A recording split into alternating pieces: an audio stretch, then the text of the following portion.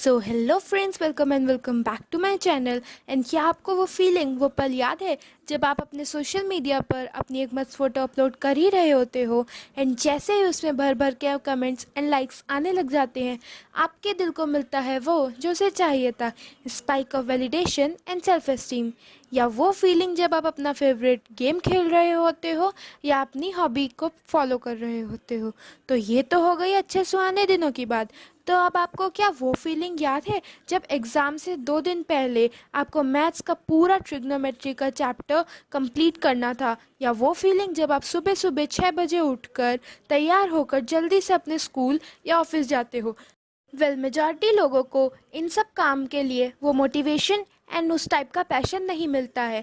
लेकिन क्या अगर मैं आपसे कहूँ कि इस वीडियो को देखने के बाद आपकी लाइफ हमेशा के लिए चेंज हो जाएगी? Will you believe me? जिस पैशन एंड एक्साइटमेंट से आप अपनी फ़ोटो सोशल मीडिया पे अपलोड करते हो या अपना फेवरेट गेम खेलता हो, कैसा रहेगा कि उसी passion and feeling of urgency से आप अपना वो मैथ्स का पूरा ट्रिग्नोमेट्री का चैप्टर कंप्लीट कर लो। एंड अगर आप सोच रहे हो ये फेक है, तो नहीं, क्योंकि इसके पीछे एक वेल रिसर्च साइंस है जो कि आज मैं आपको बताने वाली हूँ, जिससे आप अपने बोरिंग से बोरिंग काम को भी फुल ऑफ इंटरेस्ट के साथ कर सकते हो। In today's video titled genius ways to trick your brain. 1950 की बात है जब psychologist James Olds and Peter Milner ने एक इंटरेस्टिंग एक्सपेरिमेंट परफॉर्म किया, जिसमें उन्होंने कुछ चूहों के दिमाग में एक इलेक्ट्रोड को प्लेस कर दिया एंड उनके पास एक लीवर रख दिया। एंड जैसे ही वो चूहे उस लीवर को दबाते, साइकोलॉजिस्ट उसके दिमाग में एक स्टिमुलेशन यानी डोपामिन इंजेक्ट कर देते। एंड डोपामिन के बारे में मैंने अपने पिछले वीडियो में बताया था, तो अगर आपने वो नहीं देखा है तो उसका लिंक मैं ऊपर आई बटन में डाल दूंगी, वहाँ जाके देख लेना, लेकिन इस वीडियो के बाद। आफ्टर द स्टिम्युलेशन उन चूहों को ऑब्वियसली खुशी मिलती थी एंड ये खुशी उस खुशी को मिमिक करती थी जो कि हमें अपने फेवरेट फूड खाने के बाद या अपना मनपसंद कोई भी काम करने के बाद मिलती थी। एंड ये एक कंडीशन रिस्पॉन्स था, यानी चूहों को उस लीवर को दबाना है, ये उन्हें किसी ने नहीं बताया, मगर जब भी उन्होंने उस लीवर को दबाना सीखा, वो समझ गए कि अगर उन्हें हैप्पीनेस एंड प्लेजर महसूस करना है तो वो उनको उधर ही मिलेगा। And you won't actually believe guys कि वो चूहे उस स्टिमुलेशन से इतने एडिक्टेड हो गए कि वो अपना खाना पानी छोड़कर बस दिन रात उसी लीवर को दबाते रहते। एंड वो उस लीवर को तब तक दबाते रहे जब तक बिना खाए पिए वो मर नहीं गए। बट ये तो उस एक्सपेरिमेंट का सिर्फ एक ही पार्ट था, दूसरा पार्ट इससे भी ज़्यादा इंटरेस्टिंग है। एंड पिछले एक्सपेरिमेंट में मिली कामयाबी के बाद साइकोलॉजिस्ट ने सोचा कि क्यों ना इसको एक लेवल और आगे लिया जाए। तो इस बार उन्होंने चूहों के ब्रेन में से रिवॉर्ड सेंटर, यानी वो पार्ट जो हमें कोई भी काम करने के बाद वो हैप्पीनेस एंड वो प्लेजर फील करवाता है, उस पार्ट से डोपामिन केमिकल का फ्लो ही ब्लॉक कर दिया। एंड उसका रिजल्ट हुआ जो कि पिछली बार हुआ था उसका जस्ट उल्टा।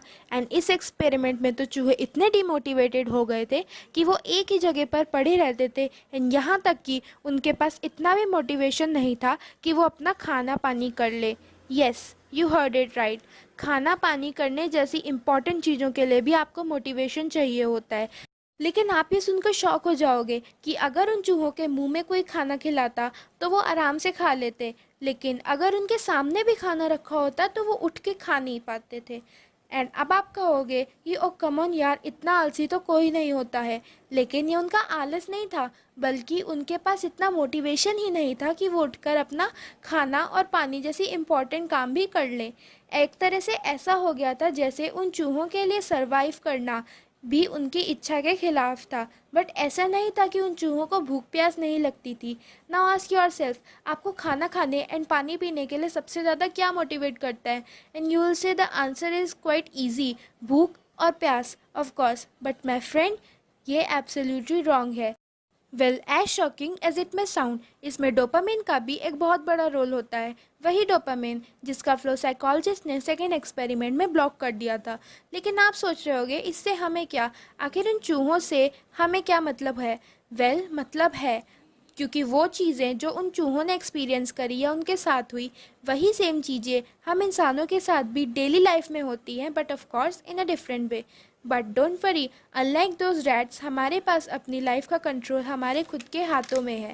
लेकिन इससे पहले हम अपनी लाइफ को एक लेवल ऊपर ले जाएं, हमारा ये जानना ज़रूरी है कि सेकेंड एक्सपेरिमेंट में जहाँ उन चूहों का खाना खाने एंड पानी पीने का भी मन नहीं कर रहा था, आखिर ऐसा क्या किया गया था, एंड आखिर क्या चीज़ है ये डोपामिन जो एक लिविंग बीइंग के नेचर में इतना मेजर बदलाव ला सकती है, इतना मेजर कि उसके जीने की इच्छा ही ख़त्म हो जाए। बट वेट, इसे समझने के लिए आपको मेरे क्वेश्चन का बिल्कुल सही आंसर देना होगा।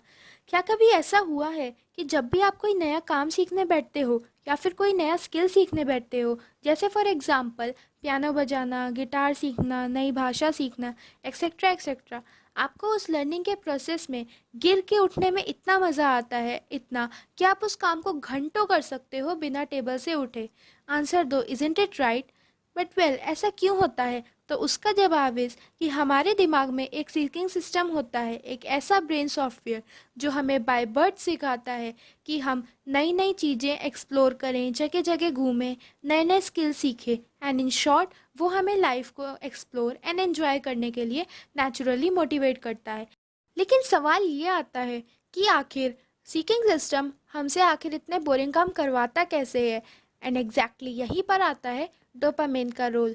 एक्चुअली डोपामिन हमारे ब्रेन का एक न्यूरोट्रांसमीटर होता है जो कि हमारे दिमाग में मैसेजेस एक न्यूरॉन से दूसरे न्यूरॉन तक ट्रांसफ़र करता है। बिल्कुल वैसे जैसे एक एग्ज़ाम के टाइम पर बच्चे फर्स्ट बेंच से लास्ट बेंच तक चिट्स पहुंचा देते हैं।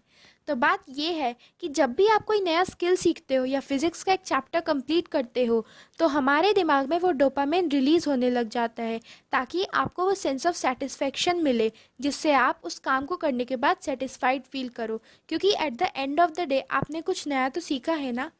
एंड हमारा दिमाग डोपामिन से कुछ ऐसा एडिक्टेड होता है जैसे कुछ लोग मोबाइल एंड टीवी से। बट यहाँ आती है एक बड़ी समस्या इन सो कॉल्ड बोरिंग कामों से, क्योंकि जब भी आप कोई बोरिंग काम करते हो हमारे दिमाग में डोपामिन का फ्लो का अमाउंट बहुत कम होता है कंपेयर टू जब आप कोई मज़ेदार काम करते हो।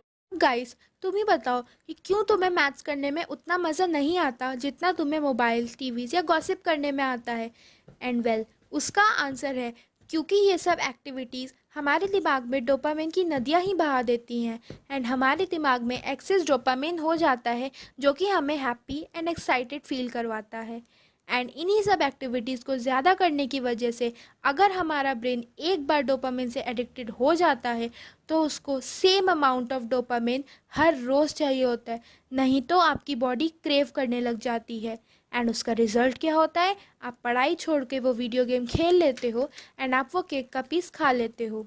एंड इसकी वजह से आप किसी भी चीज़ पर फोकस नहीं कर पाओगे क्योंकि आपका दिमाग बार बार उस व्हाट्सएप एंड इंस्टाग्राम के नोटिफिकेशन का वेट करेगा, वही नोटिफिकेशन जो आते ही आपके दिमाग को एक हाई डोजेज ऑफ डोपामिन देता है। तो आखिर इसका सल्यूशन क्या है? आई नो आप ये सोच रहे होगे, आफ्टर ऑल हम वो चूहे नहीं हैं, हमारे पास अपने फ्यूचर को सुधारने के लिए अपनी खुद के डिसीजंस एंड चॉइसेस हैं। एंड आपको इस माया जाल से निकलने के लिए सिर्फ एक चीज़ करने की ज़रूरत है जो कि है द डोपामिन डिटॉक्सिकेशन या फिर डोपामिन फास्टिंग। इसका मोटिव बस यही है कि आप ऐसी चीज़ें जिसे आपको हाई डोपामिन मिलता है उनसे दूर ही रहो। But don't get me wrong over year, हमें यहाँ पे डोपामिन लेवल एकदम ज़ीरो भी नहीं कर देना है क्योंकि तब फिर कुछ और भी प्रॉब्लम्स क्रिएट हो सकती हैं। हमें बस हमारे ब्रेन में जो कांस्टेंट डोपामिन के हमें हाई मिलते हैं उसको काफ़ी हद तक कम कर देना है। सो डोपामिन डिटॉक्स में हमें ऐसी एक्टिविटीज़ जैसे हाई कैलोरी फूड खाना, सोशल मीडिया यूज़ करना, वीडियो गेम्स खेलना एंड ऐसी काफ़ी सारी एक्टिविटीज़ जिससे आपको हाई स्पाइक ऑफ डोपामिन मिलता है उसे कुछ दिनों के लिए बिल्कुल बंद कर देना होगा, इंक्लूडिंग हैवी एक्सरसाइजेज, म्यूज़िक सुनना, आपका फेवरेट टीवी सीरियल्स देखना एक्सेट्रा। सुनने में एकदम बेकार लग रहा है राइट? लेकिन होल्ड ऑन, ये इतना मुश्किल भी नहीं होने वाला है। आप बस वीक का कोई भी एक दिन सिलेक्ट कर लो जिसमें आप वो सब एक्टिविटीज़ कंट्रोल करोगे जिससे आपको हाई डोपामिन स्पाइक्स मिलते हैं, एंड उसके बदले में आप क्या कर सकते हो वो भी सुन लो। आप उसके रिप्लेस में ऐसी एक्टिविटीज़ कर सकते हो जिसमें आपके ब्रेन में लेस डोपामिन रिलीज़ हो। For example meditation, reading, yoga, new skill सीखना या फिर कोई न्यू लैंग्वेज सीखना एक्सेट्रा।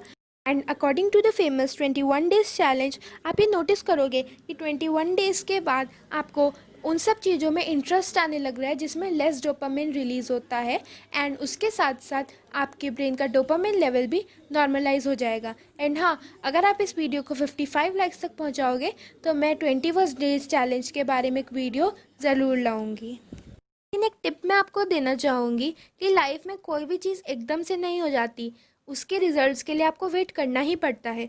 उसी तरह आप अपने ब्रेन को बिल्कुल फोर्स मत करना या बीच में हार मान के छोड़ मत देना। एंड इस चीज़ का खास ध्यान रखना कि आप अपनी लाइफ से समय समय पर उन चीज़ों को एलिमिनेट करते रहो जिससे आपको हाई स्पाइक ऑफ डोपामिन मिलता है, एंड उनकी तरफ फिर अट्रैक्ट मत हो जाना। लेकिन अगर तुम्हें ये भी डिफ़िकल्ट लग रहा है तो बस एक सिंपल सी ट्रिक आजमाओ। करना सिंपली ये है कि आप अपने ब्रेन को लालच यानी ग्रीड दो उन चीज़ों का जिससे आपको हाई डोपामिन स्पाइक मिलता है, एंड आप अपने ब्रेन को बोलो कि अगर तुमने बस एक दिन ये डोपामिन डिटॉक्स कर लिया तो डे के एंड में तुम्हें एक ऐसी चीज़ मिलेगी जिससे ब्रेन में एक हाई स्पाइक ऑफ डोपामिन आएगा, and see your work will be done so easily. But आप अपने आप को धोखा बिल्कुल मत देना, because your life is yours only. So that is it for our today's video. And एक इम्पॉर्टेंट नोटिस है कि अगर आपको मेरी वीडियोज़ में अपने नाम का शाउट आउट चाहिए तो अपने कमेंट के साथ #pick1 लिख के सेंड करना। एंड अगर आपको ये वीडियो पसंद आया तो इसको लाइक एंड शेयर करना ना भूलना। और अगर अभी तक सब्सक्राइब नहीं कर रहा है तो क्या कर रहे हो यार फ्रेंड, सब्सक्राइब कर दो, फ्री है, एंड बेल आइकन दबाना ना भूलना। सो या, थैंक्स फॉर वॉचिंग।